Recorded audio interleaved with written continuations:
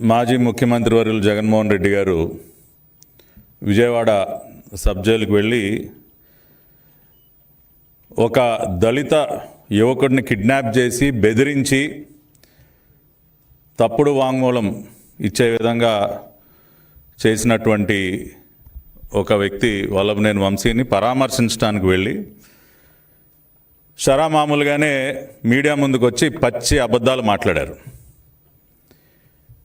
5 సంవత్సరాల పాటు ఇదే విధంగా ప్రతిరోజు కూడా నిస్సిగ్గుగా అబద్ధాలాడి ప్రజల్ని మోసం చేసినందుకే మొన్న ఎన్నికల్లో ప్రజలు వాతలు పెట్టినా కూడా బుద్ధి మార్చుకోకుండా మళ్ళీ అదే విధమైనటువంటి అబద్ధాలు నా పేరు పదే పదే ప్రస్తావిస్తూ మీడియా సమావేశంలో జరిగినటువంటి ఆ రోజున ఫిబ్రవరి 20, 2023న జరిగినటువంటి సంఘటనని పూర్తిగా వక్రీకరించి లేనిపోని అవాస్తవాలన్నీ జోడించి మళ్ళీ ప్రజల్ని తప్పుదారి పట్టించేటటువంటి ప్రయత్నం చేశారు కనుకే ఈ రోజున మరి గౌరవ మంత్రివర్యులు కొల్లు రవీంద్ర గారు, మా పార్టీ శాసనసభ్యులు వెంకటరావు, మేమందరం కూడా మీడియా ముందుకు వచ్చి ఆయనలాగా అబద్ధాలు వండి వార్చకుండా వీడియోగ్రాఫిక్ ఎవిడెన్స్తో ఇవాళ మీడియా ముందుకు వచ్చాం. ఇవాళ ఏం మాట్లాడుతూ ఉన్నారు జగన్మోహన్ రెడ్డి గారు? మీరు నేను అకారణంగా ఆ రోజున గన్నవరం వెళ్ళానా? సందర్భం లేకపోయినా రెచ్చగొట్టానంట.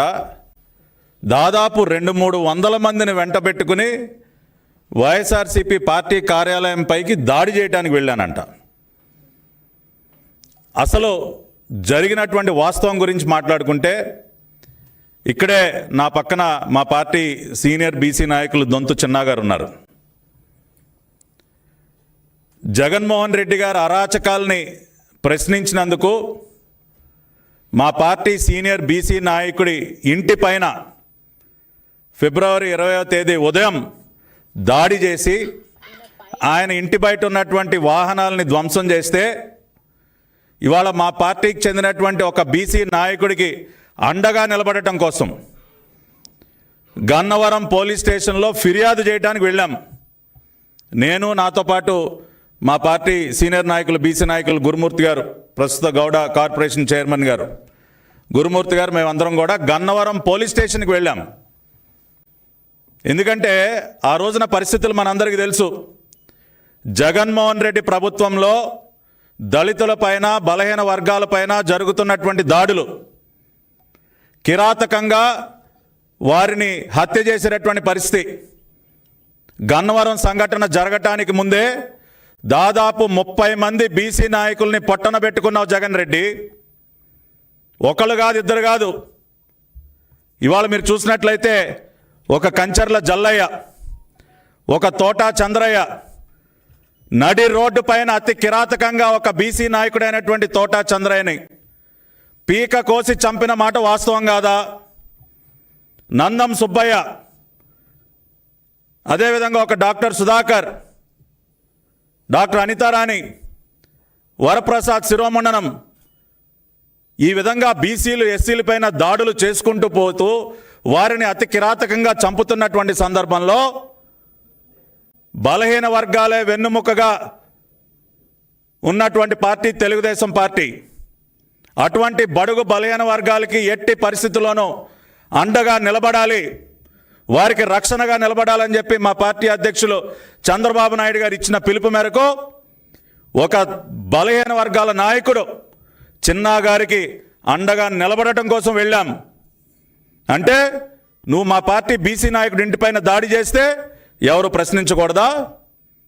బీసీలకు రక్షణగా నిలబడటానికి ఎవరు ముందుకు రాకూడదా? నీ ప్రభుత్వ హయాంలో బీసీల కోసం, దళితుల కోసం ఎవరు పోరాడినా వాళ్ళు నేరస్తులేనా? అదే కదా తమరు తెలియజెప్పింది. అంటే మీరు బీసీలని నరికి చంపుతున్నా ఎవరు మాట్లాడకూడదు, వాళ్ళ ఇళ్లపైన దాడులు చేసినా ఎవరు మాట్లాడకూడదు, డ్రైవర్ సుబ్రహ్మణ్యం చంపి డోర్ డెలివరీ చేసినా ఎవరు మాట్లాడకూడదు. ఇన్ని చేసి ఇంకా నిస్సిగ్గుగా వాళ్ళని వేధింపులు గురి చేసినటువంటి వ్యక్తులను వెనకేసు రావడానికి వాళ్ళ తమరు జైలుకి వెళ్ళారా సార్? బలహీన వర్గాలు దళితులపైన దాడులు చేసి కిడ్నాపులు చేస్తున్నటువంటి వ్యక్తులకి అండగా నిలబడటానికి మీరు ఇవాళ జైలుకి వెళ్ళారా?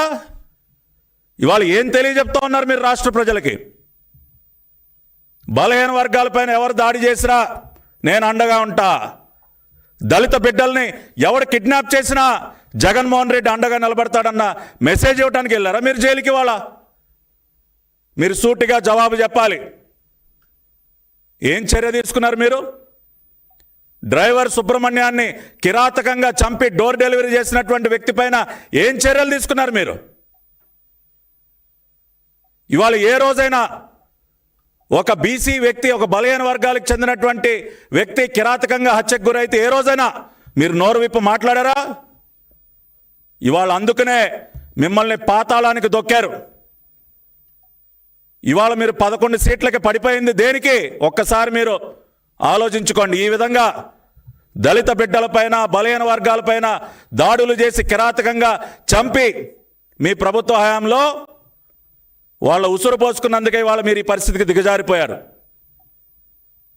మీకు ఎన్ని రకాలుగా, ఎన్ని విధాలుగా కడుపు మండినా సరే తెలుగుదేశం పార్టీలో ఉన్నటువంటి ప్రతి ఒక్క నాయకుడు బడుగు బలహీన వర్గాలకు అండగా నిలబడతారు. దానికోసమే నేను ఆ రోజున గన్నవరం వెళ్ళాను. ఎక్కడికి వెళ్ళాను? నేను పోలీస్ స్టేషన్కి వెళ్ళాను. దొంతో చిన్నా గారిని వెంట పెట్టుకుని ఫిర్యాదు ఇవ్వటానికి పోలీస్ స్టేషన్కి వెళ్ళాను. అంటే మీ ప్రభుత్వ హయాంలో పోలీస్ స్టేషన్కి వెళ్ళి ఫిర్యాదు ఇవ్వటం కూడా నేరమేనా? ఆ పని కూడా చేయకూడదా? ఎస్, దానికి ముందు కూడా నేను గట్టిగా ప్రశ్నించాను. మా పార్టీ జాతీయ ప్రధాన కార్యదర్శి, ప్రస్తుత రాష్ట్ర కేబినెట్ మంత్రివారు నారా లోకేష్ గారి పైన అతను అవాకులు చవాకులు పేలితే గన్నవరంలోకి ఎవడు అడుగు పెడతానో చూస్తా అని చెప్పి సవాళ్ళు విసిరితే ఇవాళ ఇప్పుడే మా శాసనసభ్యులు వెంకటరావు చెప్తా ఉన్నారు. ఎటువంటి నియోజకవర్గం అండి గన్నవరం నియోజకవర్గం?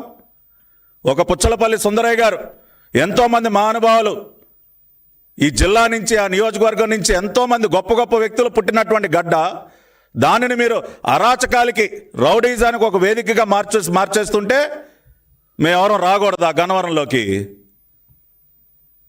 అందుకనే ఖచ్చితంగా మీ అరాచకాలను అడ్డుకోవటం కోసం మాత్రమే నేను అక్కడ అడుగుపెట్టా. 200-300 మందితో నేను మీ పార్టీ కార్యాలయం పైన దాడి చేశానా? మరి 200-300 మందితో నేను దాడి చేస్తే మరి చిన్న మట్టిగడ్డ కూడా మీ పార్టీ ఆఫీస్ మీద దేనికి పడలేదండి? ఇప్పుడు ఒక పక్కన మా పార్టీ కార్యాలయం తగలబెట్టినటువంటి విజువల్స్ మా మంత్రి గారు చూపెట్టారు. చూపించండి మీరు కూడా. 200-300 మందితో పట్టాభి మా పార్టీ ఆఫీస్ పైన దాడి చేశాడని మీరు మాట్లాడారు కదా. ఇవాళ మేము చూపించినట్టు విజువల్స్ చూపించండి సార్, ప్రపంచానికి చూపించండి.